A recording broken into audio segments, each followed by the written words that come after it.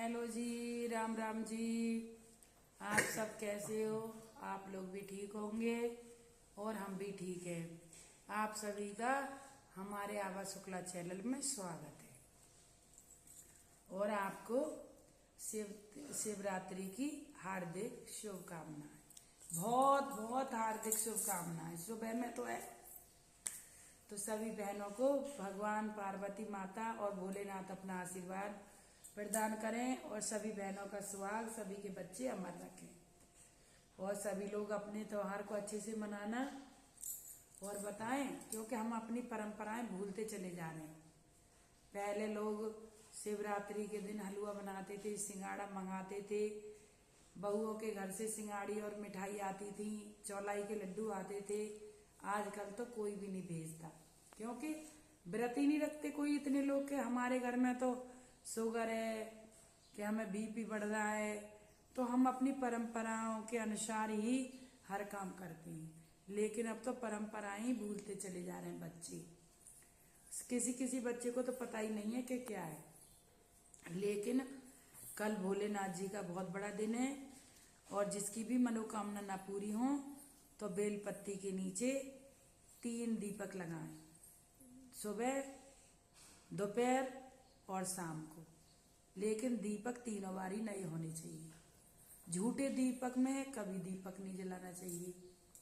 और मंदिर में मैंने बहुत देखी हैं औरतें, एक दिया दान नहीं करती, खाली बत्ती से आरती कर लेती हैं, उसी बत्ती को मंदिर में रख आती हैं। लेकिन ऐसा नहीं करना चाहिए। भगवान के लिए एक दीपक तो हम लोगों को रखना ही चाहिए। और सुबह में सभी लोग नहाएंगे धोएंगे, मंदिर जाएंगे, हम भी जाएंगे। लेकिन अब की बार मंदिर लेट खुलेगा, क्योंकि भाई साहब ने बोल दिया कि लेट खुलेगा, लेट ही खुलेगा। तो इसलिए हमें सभी लोगों को ध्यान रखना चाहिए कि अपनी परंपरा अपने बच्चों को, अपनी बहू बेटियों को बतानी चाहिए, क्योंकि शिव तेरस का व्रत सबसे बड़ा होता है भोलेनाथ जी के लिए। उस दिन पार्वती और शंकर भगवान की शादी हुई थी, तो इसीलिए माता ने सुहाग सभी हमें सब बहनों के लिए भी दिया। तो हम लोगों को भी अपने सुहाग की रक्षा के लिए शिवरात्रि का व्रत हम करना चाहिए। और आज के खाने में बहन तुम्हें बताएं क्या बनाया।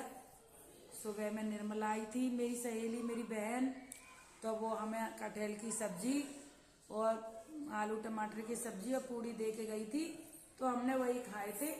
फिर दोबारा में दोपहर में दाल चावल थोड़ी सी बनाए थे।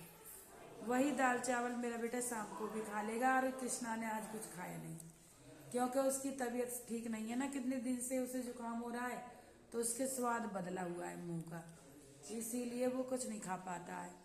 फिर उसके बाद में हमने दाल चावल बनाए, तो एक बिजनौर की मेरी सहेली है, मैं उसके घर चली गई, क्योंकि उसकी बहन की बेटी खत्म हो गई थी। तो बहन की बेटी खत्म हो गई थी, तो कल मंदिर में वो रो रही थी, तो हमें वहाँ जाना जरूरी था, क्योंकि वो एक ऐसी औरत है कि हमारे यहाँ अगर मेरे बच्चे को बुखार भी आया था तो 2 बार देखने आई थी, फिर एक बार उतनी दूर से नजर उतारने के लिए आई थी। तो कोई कैसा ही है, कोई कैसा ही है, दुनिया में सभी तरह के लोग होते हैं।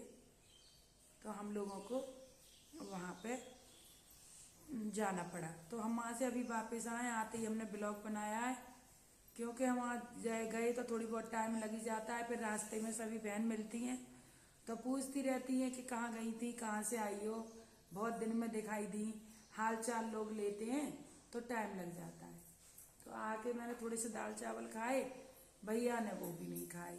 और ऊपर तो आप सभी को पता ही है कि हमारे घर पे वाइट सीमेंट हो रहा है, तो वही लोग वाइट सीमेंट कर रहे हैं और हम नीचे ब्लॉग बना रहे हैं। और आप सभी को किचन भी दिखा दूंगी कि क्या क्या बनाया हमने।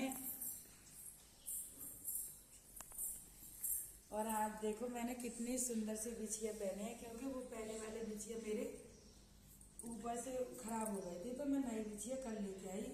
कमेंट में बताना कितनी सुंदर लग रहे हैं। आप सभी बहन भी पहनना, क्योंकि शिवरात्रि थी, तो मैंने सोचा कि द्वादशी कल तो 13-14 से हो जाएंगी। और ये दूध गर्म हो चुका है और ये दाल चावल मैंने बनाए थे, आप सभी को मैं बता चुकी हूँ। वही दाल चावल और ये दही रखी थी रायता बनाने के लिए, लेकिन मैं नहीं बना पाई दही। रायता बनाने की सोच रही थी, बना नहीं पाई। और आप सभी किचन ऐसी पड़ी है अभी, क्योंकि आजकल घर में काम चल रहा है तो गंदगी तो हो ही जाती है। और ये अचार खाया होगा भैया ने, तो वो अचार की कटोरी रखी है। और ये मैंने पूजा के बर्तन सब धुल दिए हैं, क्योंकि सुबह में इतनी जल्दी रहेगी और मंदिरों में बहुत जल चढ़ाने की होड़ और भीड़ रहेगी, तो हम लोगों को भी बहुत जल्दी जाना पड़ेगा। तो इसलिए शाम में मैंने सारे बर्तन धुल दिए। और ये भगवान का मंदिर देख लो आप लोग भी, क्योंकि भगवान जी के दर्शन करना तो हम लोगों के लिए बहुत ज़्यादा अच्छी है। और ये कल वाले फूल रखे हैं और आज वाले मैंने मंदिर में सजा रखे हैं। और आप सब भी दर्शन कर लो मेरे प्रभु के। और ये जितने फूल और ये अग्यारी वगैरह होती है, तो हमारा प्लॉट पड़ा है दूसरा, उसमें हम लोग डलवाते थे। तो वो सब फूले डाले आएगी जो हमारे घर आती है लल्ली, तो वहाँ डाली आएगी। तो अब ऊपर अभी काम करने वाले काम कर रहे हैं, अभी नहीं कर पाए वो लोग। और बेटा चला गया घूमने के लिए, थोड़ा सा इतने समय चला जाता है खेलने, तो उसका मन अच्छा हो जाता है, शरीर भी स्वस्थ हो जाता है। और देखो देखो कितनी साफ सुथरी पड़ी रहती है, क्योंकि कोई बैठने वाला ही नहीं है। बेटा थोड़ी बहुत देर के लिए बैठता है, मैं और मेरा कृष्णा तो हम लोग तो बाहर ही बैठे रहते हैं, अंदर नहीं बैठते ज़्यादा, क्योंकि हमारा काम ही ऐसा रहता है वीडियो बनाने का, तो बाहर जाना पड़ता है, कभी ऊपर जाना पड़ता है। और ये मेरे सास ससुर हैं, देखो मेरे ससुर जी हैं और मेरी सास जी हैं, क्योंकि मैं इनका आशीर्वाद लेके उठती हूँ, इनका आशीर्वाद लेके सोती हूँ। वो भजन कहते हैं ना, कर लो माता पिता की सेवा, मिलते नहीं दोबारा। अब वो क्या देखने आएंगी, क्या लेने आएंगी, तो वही सब कहते नहीं है, कर लो माता पिता की सेवा, वो मिलते नहीं दोबारा रे, कर लो माता पिता की सेवा। तो जब बेटी की शादी हो जाती है तो बेटी अपनी ससुराल आती है, तो उस बेटी के माँ बाप यही होते हैं। अपने माँ बाप को तो वो छोड़ के आ जाती है, अपनी सारी दुनिया छोड़ आती है। एक पति मिलता है, पति भी परमेश्वर की तरह होता है, उसका भाई, उसका जीवन होता है पति जब मिलता है, जब सास ससुर होते हैं, तो वो तो हमारे जन्म के दाता, कर्म के दाता, उसके साथ साथ भी हमारे पति का भी जीवन होता है और हमारा भी जीवन होता है। तो पति और बच्चे तो हर किसी के लिए मिलने चाहिए। फिर जब हम खुद माँ बन जाते हैं, तब महसूस करते हैं कि देखो माँ बाप क्या चीज़ होते हैं। पहले तो हम भी नहीं सोचते ना कि हमारे बुढ़ों ने ये कर दिया, हमारी सास ने ये कर दिया। जब हम खुद सास बनते हैं, बहुओं का सब देखते हैं, तो हम भी बोलते हैं ना। तो कभी भी सास के लिए, सास जेठानी के लिए या अपने किसी और के लिए नहीं बोलना चाहिए, क्योंकि जब हम खुद माँ बन जाते हैं, एक बेटी के पहले बेटी बनते हैं, फिर बहू बनते हैं, फिर एक माँ बनते हैं, तो 3 जन्म हमारे भी होते हैं। फिर हम माँ बन के फिर सास बनते हैं। तो हम अपना जीवन कैसे चलाते हैं, आप सभी ने देखा होगा, किसी की बहू बेकार निकल जाती है, बच्चे, तो हमारे बड़े बूढ़ों ने तो हमारे लिए बहुत कुछ किया, क्योंकि हमारे पति को पढ़ाया लिखाया, नौकरी लगाई। आज हम भी तो अपने बच्चों को बनाते हैं, तो कितना रोते हैं, कितना तड़पते हैं कि हम भी कितनी मुसीबत से अपने बच्चे पढ़ा रहे हैं। तो वैसे वो लोग बोल देते हैं कि हमारे बड़े बूढ़ों ने ये नहीं दिया, वो नहीं दिया।